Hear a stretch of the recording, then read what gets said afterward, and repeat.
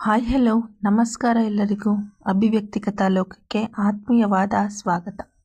ಉಸಿರಾದ ನೀ ಜೀವಕ್ಕೆ 96ನೇ ಎಪಿಸೋಡ್ ಇವಾಗ ಶುರು ಮಾಡೋಣ. ಪ್ಲೀಸ್ ದ್ವಿಷಾ, ಅರ್ಥ ಮಾಡ್ಕೊ. ಅಮ್ಮನ ಮನೆಯಲ್ಲಿ ಇದ್ದ ಹಾಗೆ ಬೆಳಗ್ಗೆ ಬೇಗ ಎದ್ದು ತಯಾರಾಗಿ ಆಫೀಸಿಗೆ ಬರ್ತಿದ್ದೆ ತಾನೆ. ಮತ್ತೆ ಈಗ ಈ ಸೋಮಾರಿತನ ಯಾಕೆ ಕೇಳಿದಾಗ ತಲೆ ತಗ್ಗಿಸಿ ನಿಂತ ಹುಡುಗಿಯ ಕೆನ್ನೆ ತಟ್ಟಿ, ಬೇಜಾರಾಗಬೇಡ ಕಣೆ, ಮಹಿ ಅಣ್ಣ ನಿನ್ನ ತುಂಬ ಪ್ರೀತಿಸ್ತಾರೆ, ಹಾಗಂತ ಅವರ ಪ್ರೀತಿಯನ್ನು ದುರುಪಯೋಗ ಪಡಿಸಿಕೊಳ್ಬೇಡ ಆಯಿತಾ. ಕೇಳಿದ್ರೆ ಸರಿ ಅಂತ ತಲೆ ಆಡಿಸಿ ನಾಳೆಯಿಂದ ನಾನೇ ಬೇಗ ಎದ್ದು ಎಲ್ರಿಗೂ ಕಾಫಿ ಮಾಡಿಕೊಡ್ತೀನಿ ಹೇಳಿದ್ಲು. ದುನ್ವತಿ ಅವರು ಹಿತ್ತಲಲ್ಲಿ ಕೊಟ್ಟಿಗೆ ಕ್ಲೀನ್ ಮಾಡಿಸೋ ಸಲುವಾಗಿ ಹೋಗಿದ್ದವರು ಅಕಸ್ಮಾತಾಗಿ ಇವರಿಬ್ಬರ ಮಾತುಗಳನ್ನು ಕೇಳಿಸ್ಕೊಂಡು, ಯಾವುದೋ ಜನ್ಮದ ಪುಣ್ಯ, ನಮಗೆ ಸಿಕ್ಕಿರುವ ಸೊಸೆಯಂತೆರೆಲ್ಲ ಒಳ್ಳೆಯವರೇ. ಮಹಿ ತಡವಾಗಿ ಮದುವೆ ಆದರೂ ಪಾಪ ಒಳ್ಳೆ ಹುಡುಗಿ ಸಿಕ್ಕಿದ್ದಾಳೆ. ತಪ್ಪು ಮಾಡಲ್ಲ ಅಂತಲ್ಲ, ಆದರೆ ಬುದ್ಧಿ ಹೇಳಿದ ತಕ್ಷಣ ತನ್ನ ತಪ್ಪುಗಳನ್ನು ಅದೆಷ್ಟು ಬೇಗ ತಿದ್ಕೊಂಡು ಬಿಡ್ತಾಳೆ. ಹೋಜು ಹೇಳಿದ್ದು ನಿಜ. ಇವಳಿಗೆ 6 ಥರ ಪ್ರಬುದ್ಧತೆ ಇಲ್ಲದೆ ಹೋದರೂ ಹುಡುಗಿ ಕೆಟ್ಟವಳಲ್ಲ ಹೇಳಿಕೊಂಡು ಮನೆಯೊಳಗೆ ಬಂದರು. ಹರುಷಿ ರಾತ್ರಿಯೇ ಐರನ್ ಮಾಡಿಟ್ಟಿದ್ದ ತನ್ನ ಕ್ಯಾಶುಯಲ್ ಸೂಟ್ನ ಧರಿಸಿ ಕನ್ನಡಿ ಮುಂದೆ ನಿಂತು ತಯಾರಾಗುತ್ತಾ ಇದ್ದವನನ್ನು ಹಿಂದಿನಿಂದ ಬಳಸಿದ ಹರುಷಿ, ತುಂಬ ಹ್ಯಾಂಡ್ಸಮ್ ಆಗಿ ಕಾಣ್ತಾ ಇದ್ದೀರಾ ಚಂದ್ರ ಹೇಳಿದ್ಲು. ಇವತ್ತು ಸೂರ್ಯ ಯಾವ ಕಡೆ ಹುಟ್ಟುತ್ತಾ? ಇವತ್ತು ಮಿಸ್ಸಸ್ ಚಂದ್ರ ಫುಲ್ ರೊಮ್ಯಾಂಟಿಕ್ ಮೂಡ್ನಲ್ಲಿದ್ದಾರೆ ಹೇಳಿದ್ರೆ ನಗುತ್ತಾ, ಏನು ಮಾಡೋದು, ಸಹವಾಸ ದೋಷ ಹೇಳುತ್ತಾ ಅವನ ಕಾಲರ್ ಸರಿ ಮಾಡಿದ್ಲು.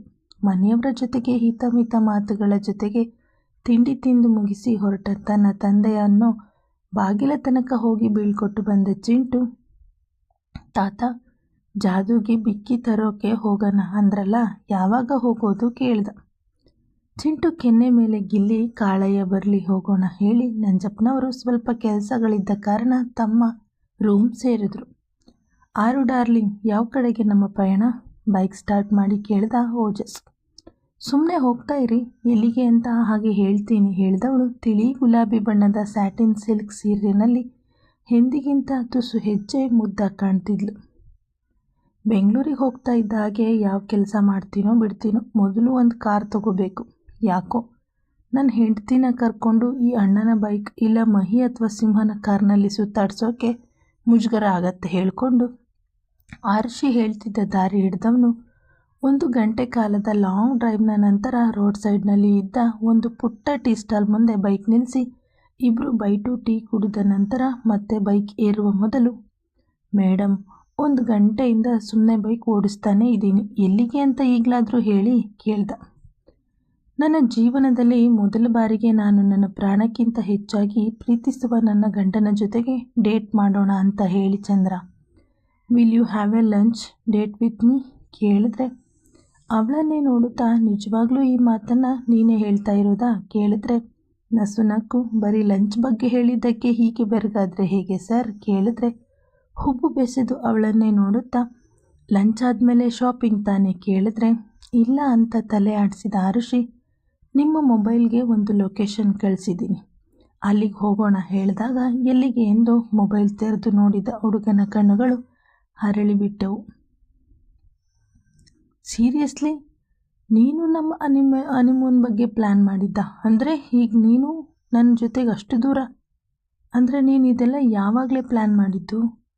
ಆರುಷಿಯನ್ನು ತಾನು ಪ್ರೀತಿಸುತ್ತಾ ಇದ್ದರೂ ಅವಳ ಜೊತೆಗೆ ಸ್ವಲ್ಪ ಸಮಯದ ಏಕಾಂತ ಬಯಸಿದ್ರು ಅದನ್ನು ನೇರವಾಗಿ ಹೇಳೋಕ್ಕಾಗದೆ ಅದೇನೋ ಅರಿಯದ ಮುಜುಗರ ಅವನಿಗೆ ಕಾಡಿತ್ತು. ಆದರೂ ತನ್ನ ಇಚ್ಛೆಯನ್ನರಿತ ಆರುಷಿ ಇಂದು ತನಗಾಗಿ ರೆಸಾರ್ಟ್ ಅನ್ನೋ ಐಷಾರಾಮಿ ಹನಿಮೂನ್ ರೆಸಾರ್ಟ್ನಲ್ಲಿ ರೂಮ್ ಬುಕ್ ಮಾಡಿ ಸರ್ಪ್ರೈಸ್ ಕೊಟ್ಟಿರುವ ರೀತಿಗೆ ಇದನ್ನೆಲ್ಲ ಯಾವಾಗ ಪ್ಲ್ಯಾನ್ ಮಾಡಿದ್ದು ಕೇಳಿದ್ರೆ ಎಲ್ಲ ಹೇಳ್ತೀನಿ, ಆದರೆ ಈಗಲೇ ಅಲ್ಲ ಹೇಳಿ ಬೈಕ್ ಏರಿದ ಹುಡುಗಿಯ ಮುಂಗೈಗೆ ಮುತ್ತಿಟ್ಟು, ಥ್ಯಾಂಕ್ ಯು ಸೋ ಮಚ್ ಆರು, ಐ ಲವ್ ಯು ಹೇಳ್ದ. ನಮ್ಮ ಮಧ್ಯೆ ಈ ಥ್ಯಾಂಕ್ಸ್ ಬೇಕಾ ಚಂದ್ರ ಕೇಳಿದ್ರೆ ನಸುನಕ್ಕು ತಲೆ ಆಡಿಸಿ ಇಲ್ಲ ಅಂದ.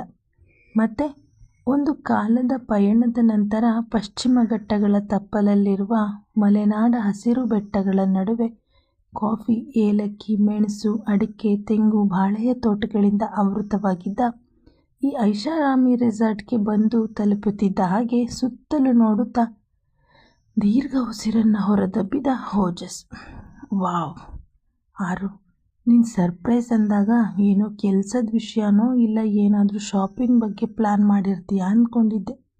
ಆದರೆ ಹೀಗೊಂದು ರೊಮ್ಯಾಂಟಿಕ್ ಡೇಟ್ ನನಗಾಗಿ ಇಷ್ಟೆಲ್ಲ ಪ್ಲ್ಯಾನ್ ಮಾಡಿದ್ಯಾ ಅಂದರೆ ನಿಜಕ್ಕೂ ನಂಬೋದಕ್ಕೆ ಆಗ್ತಿಲ್ಲ ಕಣೆ. ನಿಜ ಹೇಳ್ತೀನಿ, ಡೇಟ್ ಅನ್ನೋದೇನು ನನಗೆ ಹೊಸತಲ್ಲ. ಆದರೆ ಆಗೆಲ್ಲ ಹೆಣ್ಣು ಅನ್ನೋದು ಕೇವಲ ನನ್ನ ವಯಸ್ಸಿನ ಆಕರ್ಷಣೆಗೆ ಸೀಮಿತವಾಗಿತ್ತು. ಆದರೆ ಈಗ ಪ್ರೀತಿಸಿದ ಜೀವದ ಜೊತೆಗೆ ಹೀಗೆ ಬಂದಿರೋದು ನನಗೂ ಇದೇ ಮೊದಲ ಸಲ. ನನಗಾಗ್ತಾ ಇರೋ ಖುಷಿನ ಹೇಗೆ ವ್ಯಕ್ತಪಡಿಸಬೇಕು ನಿಜಕ್ಕೂ ಗೊತ್ತಾಗ್ತಾ ಇಲ್ಲ ಹೇಳ್ದ.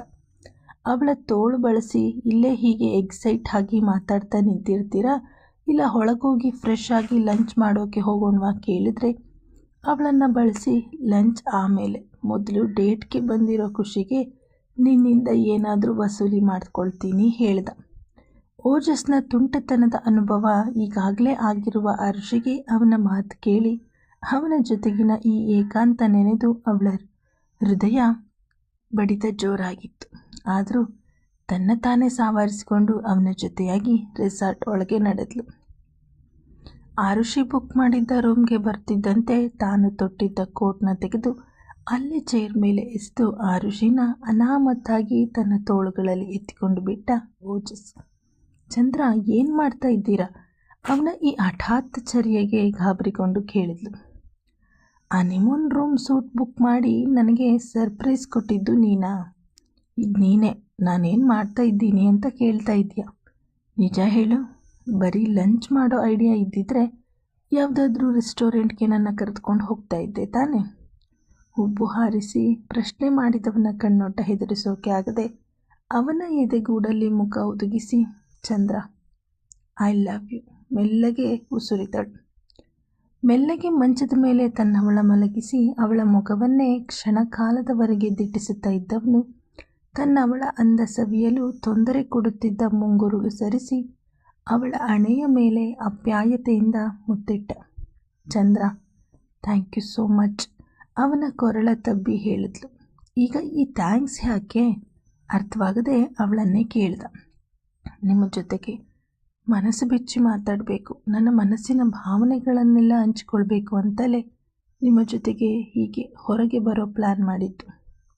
ಏನು ಗೊತ್ತಾ ಚಂದ್ರ, ನೀವು ನನ್ನ ಬದುಕಿಗೆ ಬರೋ ಮೊದಲು ಮನಸ್ಸನ್ನು ಕಲ್ಲು ಮಾಡಿಕೊಂಡು ಇಷ್ಟೇ ನನ್ನ ಬದುಕು, ನನ್ನ ಕನಸು, ಭವಿಷ್ಯ, ನನ್ನ ದುಡಿಮೆ ಏನೇ ಇದ್ದರೂ ಎಲ್ಲವೂ ನನ್ನ ಮಗನಿಗಾಗಿ ಅಂತ ತೀರ್ಮಾನ ಮಾಡಿಬಿಟ್ಟಿದ್ದೆ. ಹಾಗೆ ಮೇಲ್ನೋಟಕ್ಕೆ ನಾನು ತುಂಬ ಗಟ್ಟಿಗಿತ್ತಿ ಅನ್ನೋ ಹಾಗೆ ನಡೆದುಕೊಳ್ತಾ ಇದ್ದೆ.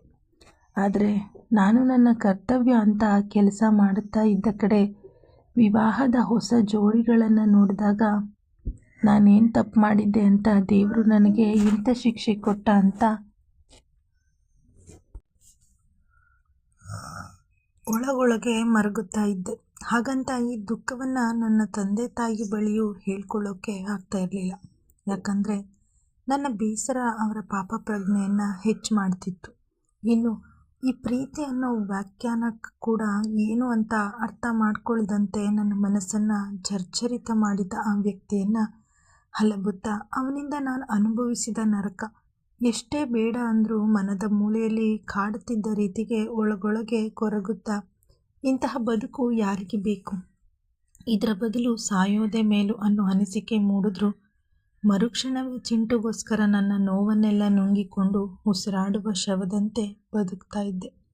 ಆದರೆ ಅವತ್ತೊಂದು ದಿನ ಆ ರಾಕ್ಷಸನನ್ನು ನೋಡಿ ನಾನು ಹೆದರಿ ಹುಚ್ಚಿಯ ಹಾಗೆ ಎಲ್ಲಿಗೋ ಓಡಿ ಹೋಗಿ ಅವಿತು ಕೂತು ಕಣ್ಣೀರು ಹಾಕ್ತಿದ್ದಾಗ ನೀವು ನನ್ನ ಹುಡುಕಿ ಬಂದು ಸಾಂತ್ವನ ಹೇಳಿದ ರೀತಿ ನನ್ನ ಪಾಲಿನ ದೇವರೇ ನನ್ನ ಎದುರಿಗೆ ಬಂದ ಭಾವನೆ ಮೂಡಿಸಿತ್ತು.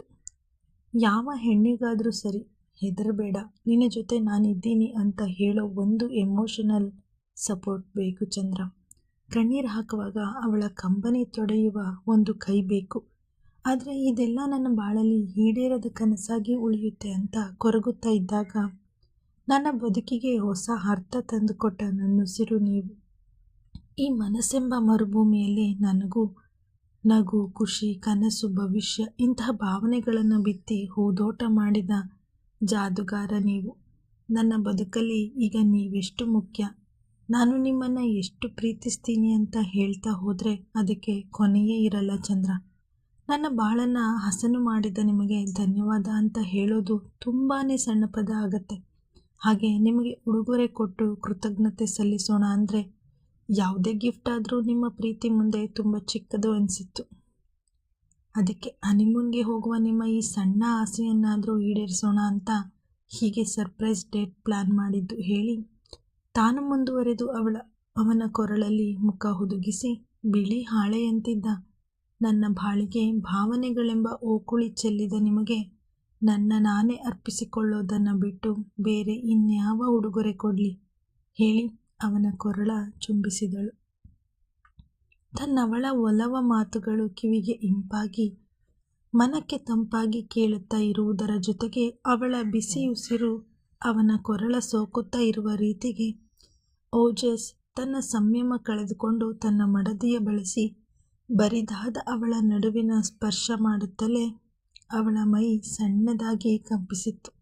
ಆರು ತನ್ಮತೆಯಿಂದ ಅವಳ ಹೆಸರನ್ನು ಹುಸುರಿ ಅವಳ ಕಂಗಳ ಮೇಲೆ ತುಟಿಯೂರಿ, ನೀನಲ್ಲವೇ ನಾನು ನಿನ್ನ ಬದುಕಿಗೆ ಬಂದಿದ್ದಕ್ಕೆ ನನ್ನ ಬದುಕು ಸಾರ್ಥಕವಾಗಿರೋದು ಹೇಳುತ್ತಾ ತನ್ನವಳ ಮುಖದ ತುಂಬ ಮುತ್ತಿಡುತ್ತಾ ಅವಳ ಧರಕ್ಕೆ ಲಗ್ಗೆ ಇಟ್ಟವನು ತನ್ನ ಪ್ರೀತಿಯ ಸಾರ್ಥಕತೆಯ ಪಡೆಯುವಂತೆ ಅವಳನ್ನು ಆವರಿಸುತ್ತಾ ಹೋದರೆ ಅವಳು ತನ್ನ ಇನಿಯನ ಸಿಹಿಯಾದ ಕಾಟಕ್ಕೆ ಕರಗುತ್ತಾ ಅವನಲ್ಲಿ ಒಂದಾಗಿ ಕಾಯ ವಾಚ ಮಾನಸ ಸತಿಪತಿಗಳಾಗಿ ತಮ್ಮ ಬದುಕಿನ ಸಾರ್ಥಕತೆಯನ್ನು ಪಡೆದುಕೊಂಡ್ರು.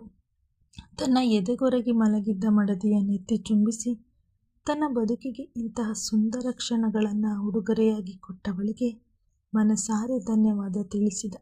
6 ಡೇಟ್ನ ಲಂಚ್ ಬದಲು ಡಿನ್ನರ್ಗೆ ಮುಂದೋಡೋಣವಾ ತನ್ನ ತೋಳುಗಳಲ್ಲಿ ಬಳಸಿದ್ದವಳನ್ನು ಬಿಟ್ಟುಕೊಡುವ ಮನಸ್ಸಿಲ್ಲದೆ ಹೇಳಿದ. ಅವನ ಮಾತಿಗೆ ಹೌದೋ ಅಲ್ಲವೋ ಎಂಬಂತೆ ತಲೆ ಆಡಿಸಿ ಒಪ್ಪಿಗೆ ಸೂಚಿಸಿದ ಆರುಷಿ ಮನಸ್ಥಿತಿ ಸಹ ಇದಕ್ಕೆ ಭಿನ್ನವಾಗೇನೂ ಇರಲಿಲ್ಲ. ನಿತಿನ್ ಗೌತಮಿ ಮದುವೆಯಾಗಿ 1 ವಾರ ಕಳೆದಿತ್ತು. ನಿತಿನ್ ಗೌತಮಿಯನ್ನು ಮದುವೆಯಾಗಬೇಕು ಅನ್ನುವ ಹಂಬಲವೇನೂ ಇರಲಿಲ್ಲ.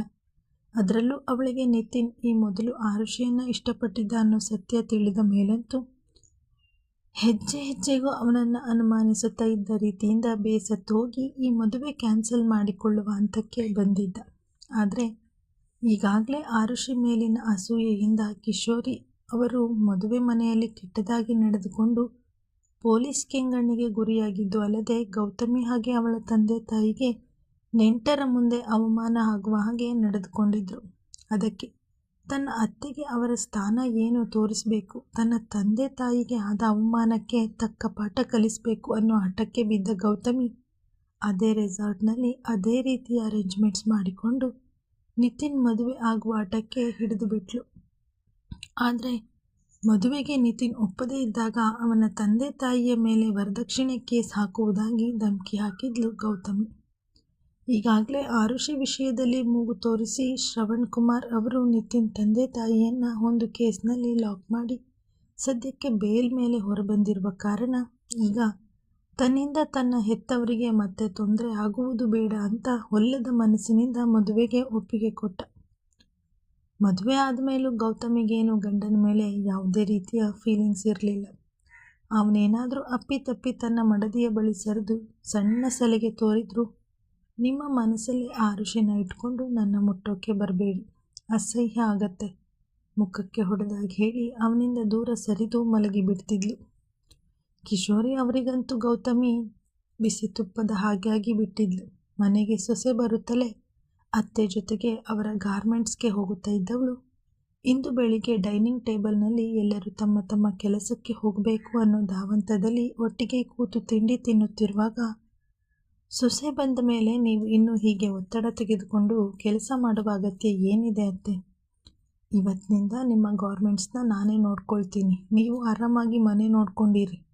ಮಾವ ನೀವು ಅಷ್ಟೆ, ಇನ್ಮೇಲೆ ಸೂಪರ್ವೈಸರ್ ಕೆಲಸ ಮಾಡೋದೇನೂ ಬೇಡ, ಮನೆಯಲ್ಲಿ ನೀವು ಸಹ ಆರಾಮಾಗಿ ರೆಸ್ಟ್ ಮಾಡಿ ಹೇಳಿ ತನ್ನ ತಾಯಿಗೆ ಕರೆ ಮಾಡಿ, ಮಾಮ್ ಡ್ಯಾಡ್ ಕಂಪನಿಯ ಲಾಯರ್ಗೆ ನಾಳೆ ನಮ್ಮನೆಗೆ ಬರೋಕೆ ಹೇಳಿ, ನನ್ನ ಅತ್ತೆ ಅವರ ಹೆಸರಿನಲ್ಲಿ ಇರುವ ಗಾರ್ಮೆಂಟ್ಸ್ ನನ್ನ ಹೆಸರಿಗೆ ಬರೆಯಬೇಕು ಅಂತ ತೀರ್ಮಾನ ಮಾಡಿದ್ದಾರೆ ಹೇಳಿದರೆ, ಸೊಸೆಯ ಮಾತು ಕೇಳಿ ಶಾಕ್ಗೆ ಒಳಗಾದ ಕಿಶೋರಿಯವರು ನಾನೆಲ್ಲಿ ಹಾಗೆ ಹೇಳಿದೆ ಧ್ವನಿ ಏರಿಸಿ ಕೇಳಿದರೆ ತನ್ನ ಬಾಯಿಯ ಮೇಲೆ ಬೆರಳಿಟ್ಟು ಸುಮ್ಮನಿರಿ ಅನ್ನುವಂತೆ ಸನ್ನೆ ಮಾಡಿ ಈ ಥರ ಧಿಮಾಕಿನಿಂದ ಇನ್ನೊಂದು ಸಲ ಮಾತಾಡಿದ್ರು ನಿಮಗೆ ಮತ್ತೆ ಜೈಲೂಟ ಖಾಯಂ ಮಾಡಬೇಕಾಗತ್ತೆ. ತಣ್ಣಗೆ ನುಡಿದು, ನಿತಿ, ನಿನ್ನ ಕಂಪನಿ ಬಗ್ಗೆ ಸಹ ಪೂರ ಡೀಟೇಲ್ಸ್ ಬೇಕು ನನಗೆ ಹೇಳಿ ಅವನೆಡೆಗೆ ಒಂದು ಅಸಡ್ಡೆಯ ನೋಟ ಬೀರಿ ತನ್ನ ರೂಮ್ಗೆ ಹೋಗಿ ಬಿರುಸಾಗಿ ಬಾಗಿಲು ಹಾಕಿಕೊಂಡು ಬಿಟ್ಲು.